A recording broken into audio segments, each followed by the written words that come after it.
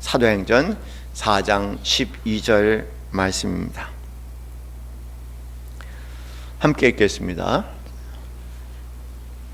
사도행전 4장 12절 말씀 함께 읽겠습니다. 다른 이로서는 구원을 받을 수 없나니 천하 사람 중에 구원을 받을 만한 다른 이름을 우리에게 주신 일이 없음이라 하였더라. 아멘. 하나님만이, 주님만이 우리의 참된 구원이시다. 분명히 성경은 말씀하십니다. 천하 인간에게 구원을 받을 만한 다른 이름을 주신 일이 없다. 아주 분명하게 말씀을 하시면서 이 말씀을 묵상하면서 오늘 우리의 마음을 어디에 붙이고 어디에 고정해야 될지 깊이 생각할 수 있는 시간 되기를 바랍니다.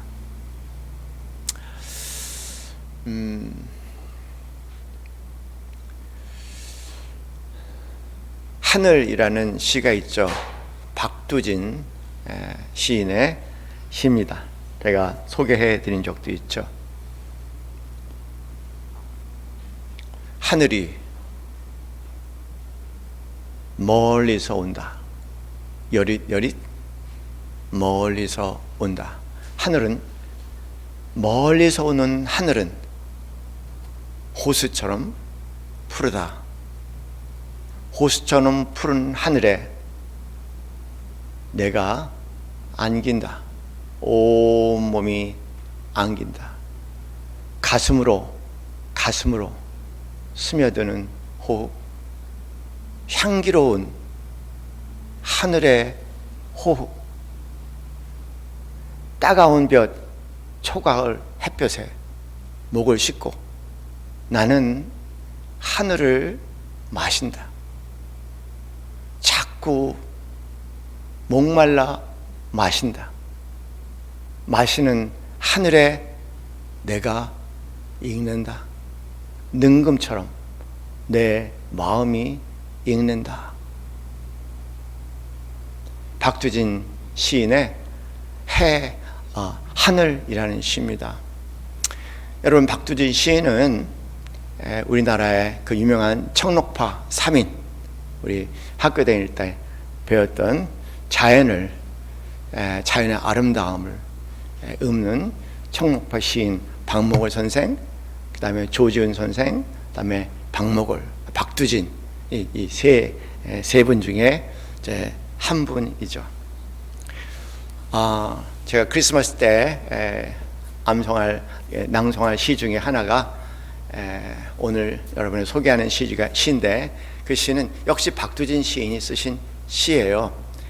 해라는 시입니다. 아마 제 시대의 사람들은 이 노래를 대학가요제에서 누군가 불렀다는 것을 알 겁니다. 해야 솟아라. 해야 솟아라. 말갛게 씻은 얼굴 고운 해야 솟아라. 산 넘어서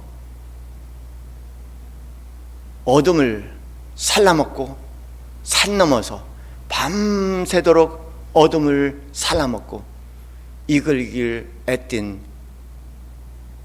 고운 얼굴 해야 솟아라.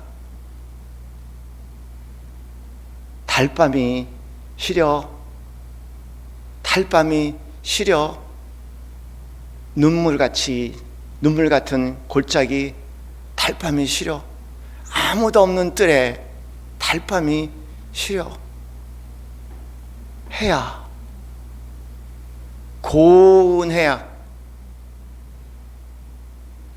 네가 오면, 네가 사오면 나는 청산이 좋아라.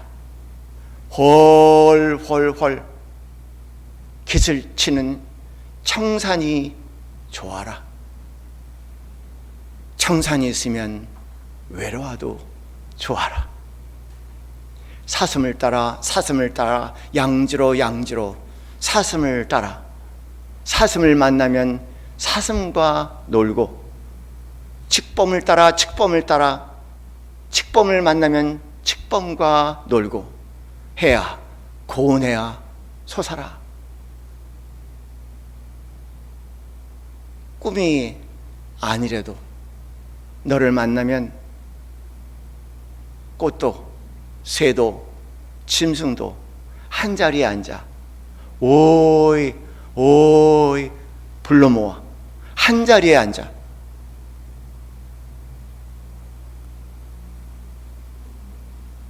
애뛰고 고운 날을 누려보리라.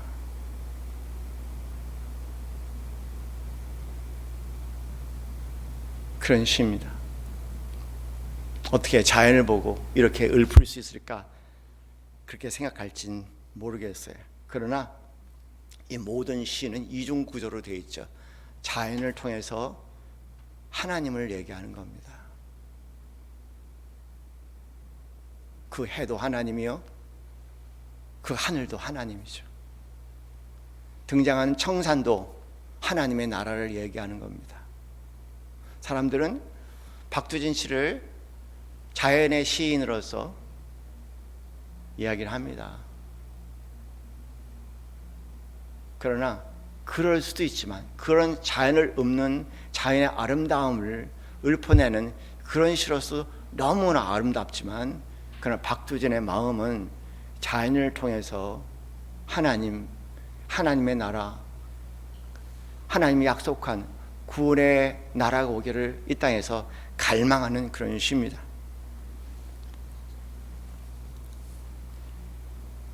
박두진 씨는 그런 얘기를 했어요. 한 사석에서 제자에게 신앙이 없는 문학은 허무주의일 뿐이다. 신앙이 없는 문학은 허무주의일 뿐이다. 기교와 기교에 천착하고 감상벽에 사로잡힌 냉랭한 도시 문명을 동경하던 신문학파나 모더니스트의 경박함을 일찍이 젊은 시절부터 경계했던 사람입니다. 문학과 시, 하나님이 없는 그 시 세계와 문학의 세계의 일탈적인 그런 정신 세계에 그 초라함을 일찍이 인식하면서 하나님이 없는, 신앙이 없는 시, 음악, 예술, 그 끝이 무엇인지를 젊은 나이에 일찍이 간파해내서 모든 시에 하나님을 읊었습니다. 대단한 사람의 젊은 나이에 꿈을 가지고 있었어요. 내가 젊어서는 자연을 읊으리라. 그리고 중년이 돼서는 인간에 대해서 인간을 읊으리라. 그리고 내 말년에는 자연에서 배운 모든 것, 인간에서 배운 모든 것을 하나님 안에서 읊어내리라. 그리고 하나님을 드러내리라. 이런 원대한 계획을 가지고 젊은 시절부터 그는 자기 일생의 마지막 순간까지도 다양한 방법으로 궁극적으로는 하나님을 드러내는 유명한 사도행전이라는 시집을 통해서 자기의 삶을 완성해 나갔던 대단한 분입니다. 이분을 이 시 문학계에 소개하신 분이 대한민국의 대표적인 현대 시인인 정지원 시인이에요. 이 정지원 시인이 이 박두진 씨가 쓴 묘지송, 묘지 알죠? 묘지송, 묘지를 찬양한다는 겁니다. 묘지송이라는 그런 시를 썼어요. 그 시를 보고 그 정지원 시인이 막 찬탄을 그마저 못했습니다. 그리고 그 시문학지에 이분을 소개하면서 아주 굉장히 긴 찬탄의 글을 올렸는데요. 여러분, 그 묘지송이라는 시가 이렇게 됩니다. 여기 나와 있어서 제가 올려드릴게요. 묘지송이 북망 이래도 금잔디 기름진데 동그만 무덤돌이 외롭지 않으이. 북망이라는 데는 뭐냐면 중국 사람들이, 중국의 왕들이 묻히는 큰 산 밑에 커다란 언덕을 얘기하거든요. 북망산. 북망 죽은 자들의 무덤이죠. 죽은 자들의 북망. 이래도 금잔디 기름진데 동그만 무덤들이 외롭지 않았어 라고 얘기합니다. 무덤 속 어둠의 하얀 총루, 이 총루라고 얘기하는 것은 뼈만 남은, 하얀 뼈만 남은 것을 얘기합니다. 무덤 속 어둠 속의 하얀 총루가 빛나리, 향기로운 죽음의 내도, 죽음 냄새도 풍기리, 살아서 살던 죽었음에 이내 안서럽고, 살아서 서럽던 삶 죽었으니 죽었음에 이제 안서럽다고 얘기합니다. 언제 무덤 속에 해안이 비쳐 그 대망만이 그리우랴. 이 금잔디 사이에 할미꽃도 피었고, 뼈와 삐아삐아 배종 매새들도 우는데 봄볕 포근한 무덤에 죽음들이 누웠대. 이 시를 보고요, 정지원 씨가 어떻게 이렇게 아름다운 시를 쓸 수 있어요? 여러분, 아름답게 안 느껴지실 거예요, 분명히. 근데 대한민국의 가장 대표적이고 대표적인 현대 시인인 정유 씨가 이를 말할 수 없이 또 찬탄을 한 거예요. 그런데 여러분, 이게 무슨 시인지 아세요? 여러분 생각과 전혀 달라요. 정지원 생각과 전혀 다릅니다. 여기서 지금 뭐를 노래하는 거냐면 부활을 노래하는 겁니다. 이게 부활의 찬양이에요. 그래서 묘지송이지만 부활송이에요.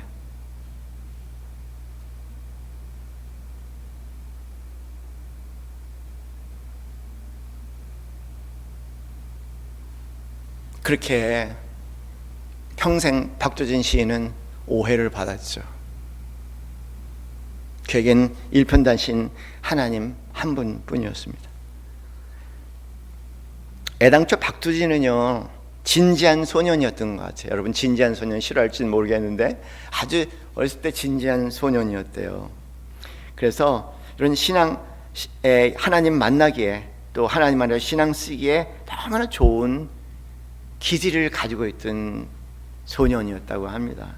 어릴 때부터 남달리 영원에 대해서, 그리고 이 땅에 우리의 삶에 제한된 삶에 대해서, 그리고 삶과 죽음에 대해서, 삶의 엄청난 부조리와 모순에 대해서 생각하며 이런 철학적 명제의 젊은 시간들을 많이 보냈다고 합니다. 그래, 놀랍게 그렇게 고민하고 찾지 못한 해답을 다 예수님을 만나서 발견한 거예요. 그러니 그 마음에는요, 자기가 하나님 허락하신 모든 시적인 재능을 오로지 다양한 방법으로 그 하나님을 전하는데 다 쓰고 있는 것을 저희가 보게 됩니다. 누님이, 이분이 경기도 안성분이에요. 안성에 가면 안성 문학관이 있어요. 그 문학관이 바로 박두진 문학관입니다. 거기에 문학관 앞에 커다란, 제가 갔다 왔는데요, 얼마 전에. 거기 커다란 그 시 들어간 입구에 커다랗게 시비가 있어요. 그 시가 뭐냐면 해야 솟아라, 해야 솟아라. 그리고 그 기념관 전체가 그런 해와 연관되어 있는 유형의 건물로 지어졌습니다. 안성에서 태어나서 안성에서 자라고 일찍이 수일학교를 다녔던 누님 손에 예수님에 대한 얘기도 들어봅니다. 그러나 마음이 움직이지는 않았어요. 그 사랑하는 누이가 서울의 봉제 공장에서 일하기 위해서 서울로 오게 됩니다. 그 누이가 매 주일마다 정성스럽게 편지를 보내요. 두진아, 하나님 믿어라. 두진아, 하나님 믿어라. 두진아, 하나님 믿어라. 그러던 어느 날 자기 자취방에 어느 분이 왔나 봐요. 그분이 쓰신 시 가운데 머나먼 갈보리, 그 뜨겁고 진하고 아름다운 말씀의 핏방울, 말씀의 핏방울, 이 시인들은 어떻게 그렇게 느낄 수 있는지 모르겠어요. 머나먼 갈보리, 그 뜨겁고 진하고 아름다운 말씀의 핏방울, 이런 긴 제목을 가진 시가 이렇게 시작이 됩니다.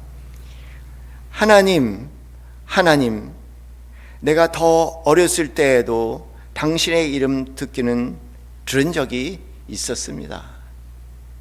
그리고 길게 얘기를 합니다. 여러분하고 저하고 이 시를 좀 같이 읽어내고 싶은 것은 아주 신비한 것이 이 안에 있어요. 우리 자신과 연결된 아주 신비한 것이 있고, 그걸 느낄 수 있다면 우리는 굉장히 다른 삶의 태도를 가질 수 있을 겁니다. 그 뒤에 올려주시겠어요? 굉장히 긴 시예요. 이분 시가 굉장히 길어요. 제가 읽은 해라는 시가 좀 길다 싶으시면 말도 안 되는 시, 가장 짧은 시 중에 하나입니다. 이 시가 그렇게 시작되면서 이렇게 나옵니다. 살인문 밖에서 쩔렁쩔렁 종소리 흔들며 낯선 사람 하나 와서 내가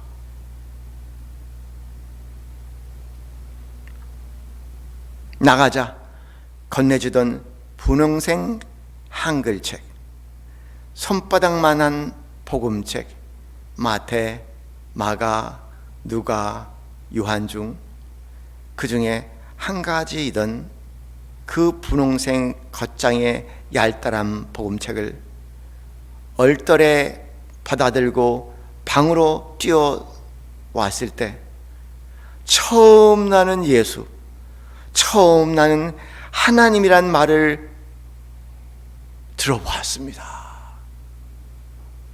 와, 저 이 구절이 가슴이 철렁하는 거예요. 처음 나는 예수, 처음 나는 하나님이란 말을 들어보았습니다.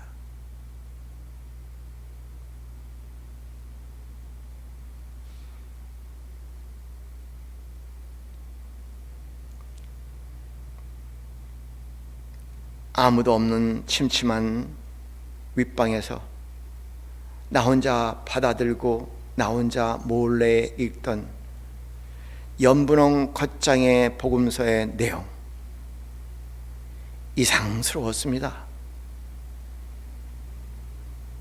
호기심과 증오심, 까닭도 모르는 배타심과 까닭도 모르는 두려움, 죄의식, 그것을 받아서도 읽어서도 안 되는 마음속 다급한 갈등으로 마침내 나는 그 분홍색 복음서를 갈기갈기 찢어버렸습니다. 여러분, 그렇잖아요. 여러분, 처음 복음을 누가 받아들었어요. 그런데 복음 듣고 금방 믿게 되나요? 갈등이 생기는 거예요. 갈등이 생기는 겁니다. 믿어야 돼. 믿고 싶기도 하고, 뭔가 배타심이 생기기도 하고, 고민이 생기는 거예요. 근데 이렇게 표현한 사람 처음 봤어요. 막 읽고 싶은 그 호기심도 생기지만 이상하게 거부감도 들고 막 증오심도 나는 그런 마음들, 까닭 모를 그러면서도 두려움, 그리고 죄의식, 뭐 이런 것들. 내가 읽으면 안 될 책을 지금 읽고 있구나. 다급한 갈등 속에 마침내 그 분홍색 복음서를 갈갈이 찢어버렸다고 얘기합니다.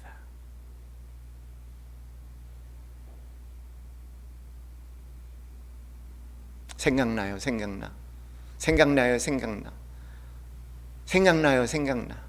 내가 예수님을 만나는 몇 차례 과정 가운데 이 순간이 저에게도 있었어요. 생각나요. 모든 게 생각나요.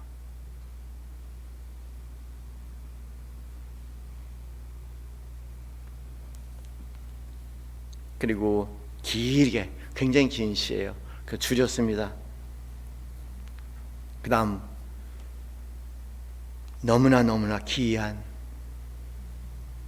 너무나 그것은 당연한, 이게 무슨, 너무나 기이한, 너무나 그것은 그러나 당연한, 너무나 기이한, 그러나 그것은 너무나 당연한, 나 하나 하나의 나와 당신과의 만남, 나 하나, 그리고 하나의 나와 당신과의 만남, 정말 어떻게 나로 하여금 내가 당신을 만날 수 있게 하셨는지요. 너무 신기하잖아요. 여러분, 예수님 믿는 거 너무 신기하지 않아요? 너무 신기하지 않아요? 내가 예수 믿는 게 너무 신기하지 않아요? 너무나 기이한, 너무나 그것은 당연한 하나와 나와 당신과의 만남은 정말 이렇게 나로 하여금 내가 당신을 만날 수 있게 하셨는지요.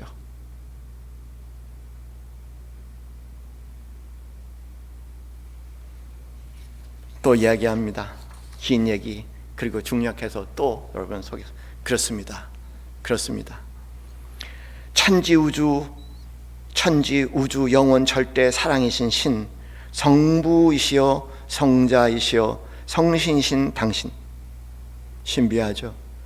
Jesus Christ, 그 꼭대기의 십자가에 당신이신 사랑인 줄 알게, 당신이신 눈물인 줄 알게, 당신이신 아픔인 줄 알게, 당신이신 분노인 줄 알게, 당신이신 용서, 당신이신 믿음, 당신이신 피흘림을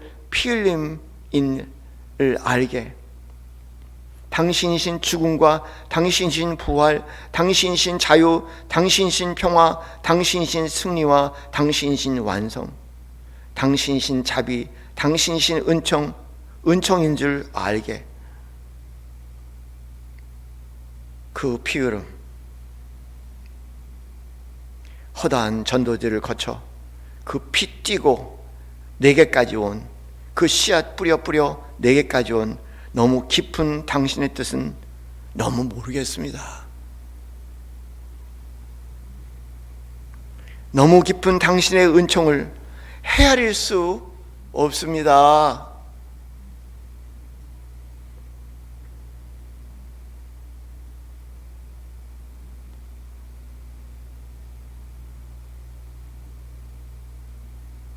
오늘 여기 당신, 너로 얽힌 알 수 없는 섭리,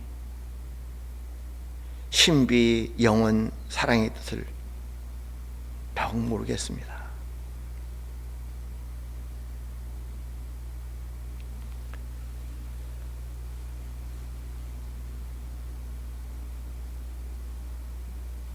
여러분이 그냥 어떻게 예수님 만났다, 그냥 이런저런 간단한 내가 예수님을 만나는 그 감격의 시간들에 대해서 얘기할 수 있지만, 참 너무 감사한 것은 이것이 얼마나 놀랍고 신비한 일인지, 박두진 시인의 천상의 글을 통해서 우리가 만난, 내가 믿는 예수님이 그것이 얼마나 신비롭고 놀라운 일인지 다시 한번 느끼게 됩니다.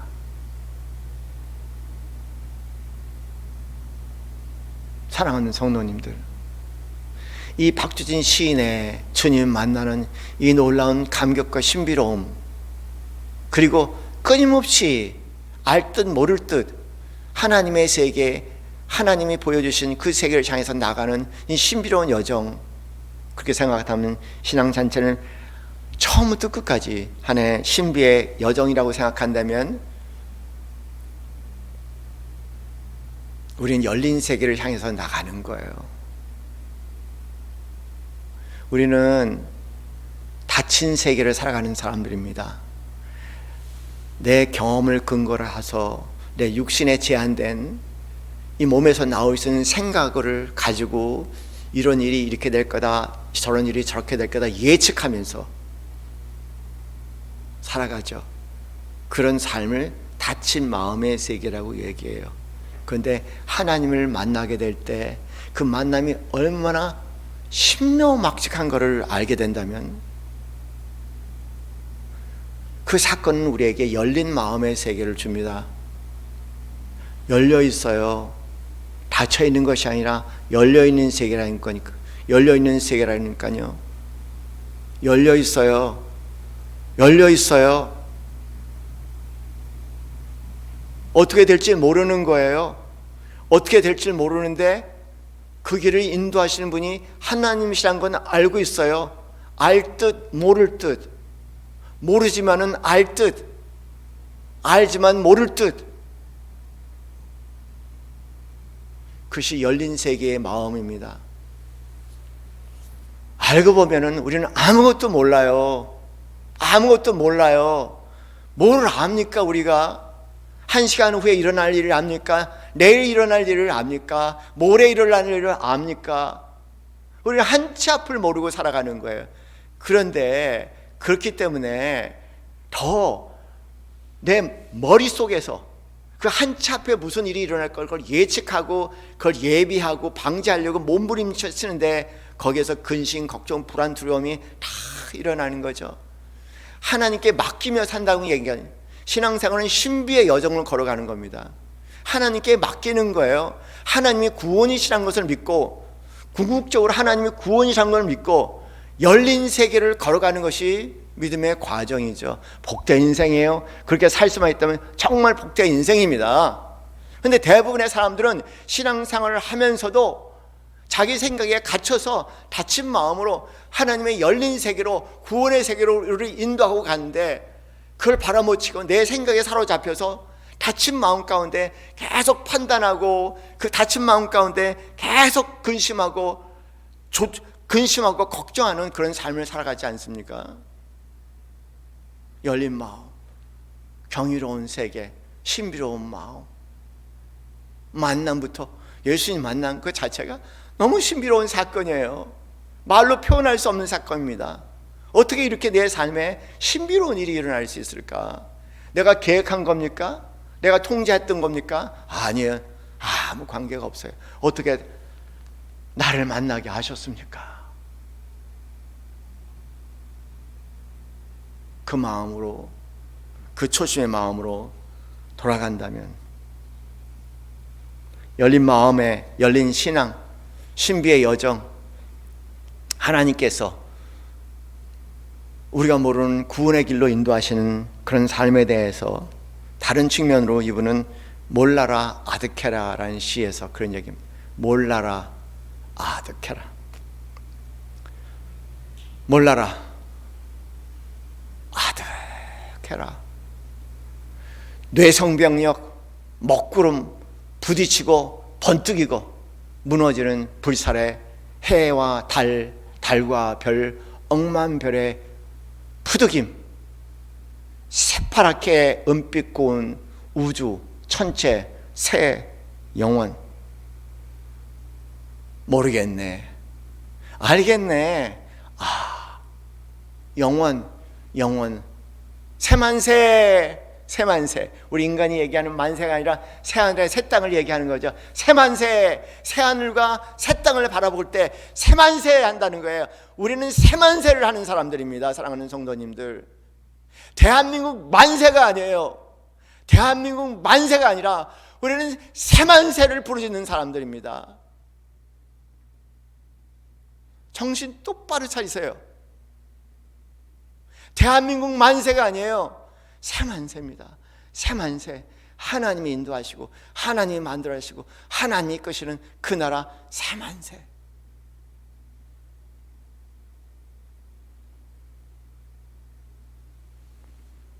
여러분의 개개인의 삶에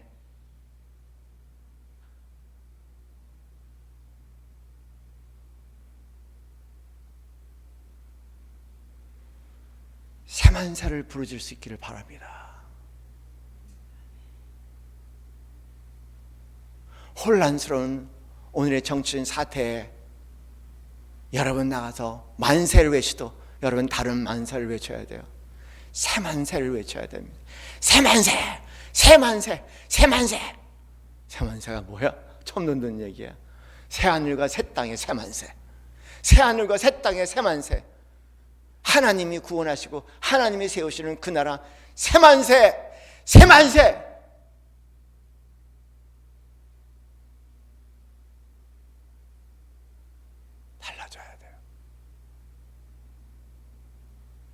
달라져야 됩니다.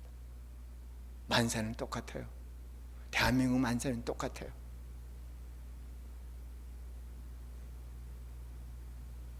대한민국의 그 사만사가 물결치는 대한민국 되기를 바랍니다. 알겠네, 모르겠네, 모르겠네, 알겠네. 난 이 표현이 너무 좋아요. 삶의 여유를 줄. 알겠네, 모르겠네, 알겠네, 모르겠네, 알겠네, 모르겠네, 알겠네, 모르겠네, 알겠네, 정확하잖아. 이게 정확하잖아요.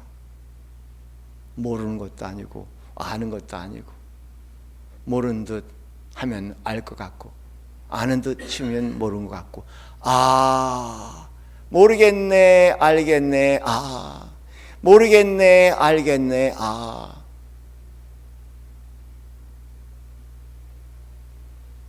열린 마음, 활짝 열린 마음. 그러나 희망찬 열린 마음, 모르겠네, 알겠네, 모르겠네, 알겠네, 모르겠네, 알겠네, 모르겠네, 알겠네,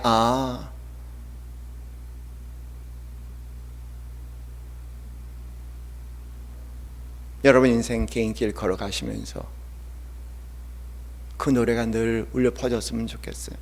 모르겠네, 알겠네, 모르겠네, 알겠네, 모르겠네, 알겠네, 얼마나 지혜로운 표현입니까? 하나님 안에서뿐만 아니라 세상 지혜도 이렇게 담아낼 수가 없어요. 정확합니다.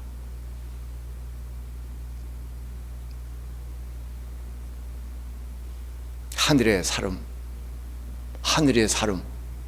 그래야지 땅에 사는 거예요. 하늘이 살아야지. 그래서 하늘의 사름, 땅의 사름, 주 여호와여 살피시옵소서. 여러분, 대한민국은 신기한 나라예요. 대한민국은요, 아직도 교회가 많이 위축됐지만은 한때 30%였고요. 그리고 지금 20%예요. 아시아 전체에 기독교가 가장 많은 나라가 4%예요. 근데 우리는 이 짧은 역사에 불구하고 그냥 30%가 아무리 위축돼도 지금 20%야. 그런데 가만히 보면 너무 신기해요. 여러분, 애국가보다 더 신기한 나라입니다. 이 나라는 아리랑이란 아리랑 아라리오.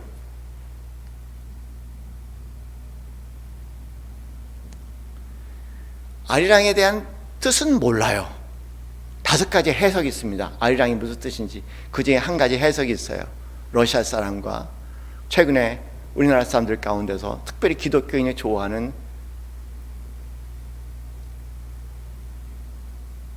해석입니다.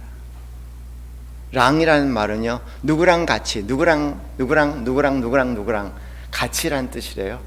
랑, 아리랑, 랑 같이란 뜻입니다. 함께, 더불어. 아리라는 뜻은요, 아리라는 뜻은 하늘이란 뜻이래. 아주 긴 얘기입니다. 제가 이 소개하려면 책 30분을 한 30분 정도를 설교를 해야 돼. 그렇게 할 수는 없고, 아리는요, 알이란 뜻이고, 아리로 됐고요. 그래서 알이란 뜻이 아리로 됐어요. 아리랑은 그래서 하늘.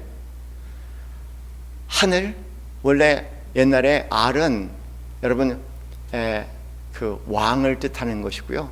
원래 알이라는 뜻은 금을 뜻하는 것이고요. 원래 알이라는 뜻은 아리족이라는 우리 한반도 내려온 이 한민족의 원조상, 우랄 알타이 쪽에 그런 원조상이 있는데 그 조상의 이름이 알이라고 러시아 사람이 얘기를 해요. 러시아 학자가 알이라고 얘기합니다. 그 알이란, 그 문화에서 알이라는 뜻은 신이라는 뜻이래요. 하나님. 그래서 그 해석에 근거해서 하는 4가지 해석 중에 하나가 바로 그겁니다. 아리랑, 아라리요. 하나님, 하나님, 하나님 보옵소서. 아리랑 고개 넘어갈 때 하나님, 인생의 고비고비를 넘어갑니다. 인생의 어려운 고비고비를 넘어갑니다. 아리랑 아리랑 아라리요. 하나님, 하나님, 하나님이시여. 우리 민족 정서에 그게 있나 봐요. 그래서 그 하나님이 이 땅에 왔을 때 그렇게 열광적으로 대한민국이 끌어안았던 것 같아요. 정말 신기한 일이에요. 어떻게 그런 일이 일어날 수 있는지 정말 신기한 일입니다. 임적은 하나님이 없으면 다시 옛날 비참한 시대로 돌아가게끔 되어 있어요. 계속 또 그 슬픈 아리랑 노래를 불러야 하는 어려운 시기로 갈 수 있습니다. 뿐만 아니라 개인의 삶도 그럴 수 있다는 것 기억합시다.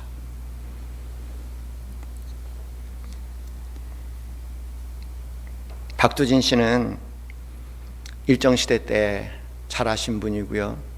일정시대 때 그 모든 비극적인 참상을 3.1 운동 포함해서 다 들었던 분이고, 또 그런 일정시대에 어려운 일들 다 경험한 사람입니다. 6.25 혼란의 시기, 해방의 혼란의 시기를 다 지났던 분이고, 6.25의 참담한 시간을 거쳤던 분이고, 그 후에 군사정부를 지나가면서 결과적으로 군사정부와 대항해서 싸우다가 2대 교수직을 내려놓고 그냥 안성이라는 시골로 모든 것 내려놓고 가야 되는 그런 어려운 시간을 보낸 사람입니다. 이 모든 경험을 통해서 인간에 대해서 너무 잘 알고 있어요. 인간이 하는 거에 너무 잘 알고 있습니다. 어떻게 보면은 원죄에 대해서 얘기할 때 그냥 원죄를 믿는 것이 아니라 이런 자신의 삶을 통해서 실존적으로 원죄를 믿는 사람이에요. 자기 삶의 모든 경험을 통해서 인간이 하는 일이 그렇구나. 그분이 쓰신 시 가운데 인간 밀림이라는 시가 있어요. 인간 밀림. 인간 밀림은 고독한 밀림. 인간 밀림은 고독한 밀림. 음모와 배신과 시기가 뒤엉킨 인간 밀림은 처절한 밀림. 탐욕과 저주와 사욕이 무성한 인간 밀림 모두 위에 억수비가 내려라. 인간 밀림 골짜기마다 불이나 활활 붙어라. 여러분, 저주하는 말이 아니에요. 이분이 얘기하는 물, 억수 같은 비, 여기 불은 우리를 정화시키는 성경의 물을 이야기합니다. 불은 우리를 정화시키는 불을 얘기하고 성령의 불이요. 이 인간 밀림에 하나님의 정화, 하나님의 성령님의 불이 일어서 헐헐 붙었으면 좋겠습니다. 그것이 우리 기도입니다. 저주하는 삶이 아니고요, 기도해야 될 것 같아요.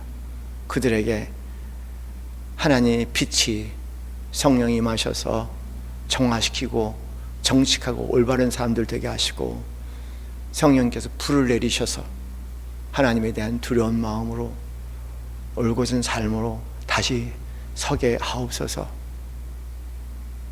그것이 우리가 증오, 혐오가 아니라 드려야 할 기도인 것 같아요. 사랑하는 성도님들, 우리는 예사로운 삶이 아닙니다. 특별한 삶입니다. 예수님이 나를 만났다는 거 얼마나 놀라운 사건인지 몰라요. 그 신비에 묻혀서 나머지 삶도 그 신비꽃 가운데 걸어가실 때 모든 일을 사랑하고 축복하는 삶들을 이어가시는 우리 사랑하는 성도님들 되시길 바랍니다. 구원은 오직 하나님께. 하나님 말씀 믿으시죠? 천하의 사랑 가운데 하늘 아래 그 누구에도 구원을 허락하지 않았다고 말씀하십니다. 오로지 주님만이. 주님만이 구원이십니다. 주님만이 구원이십니다. 할렐루야. 기도하겠습니다.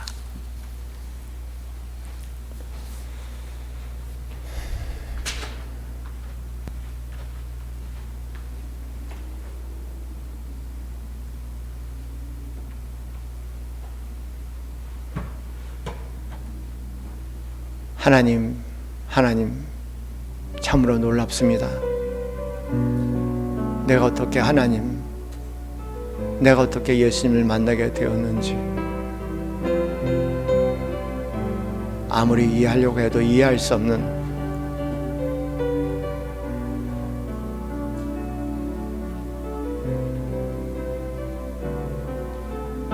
하나님의 은총입니다.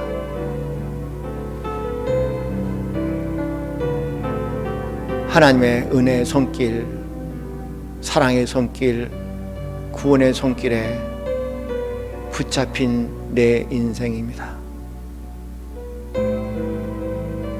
우리가 가야 할 길은 모르지만 나의 손 잡으셨음에 걸어갑니다. 그냥 걸어갑니다. 하나님께서 열린 세상, 하나님과 손잡고 걸어갑니다.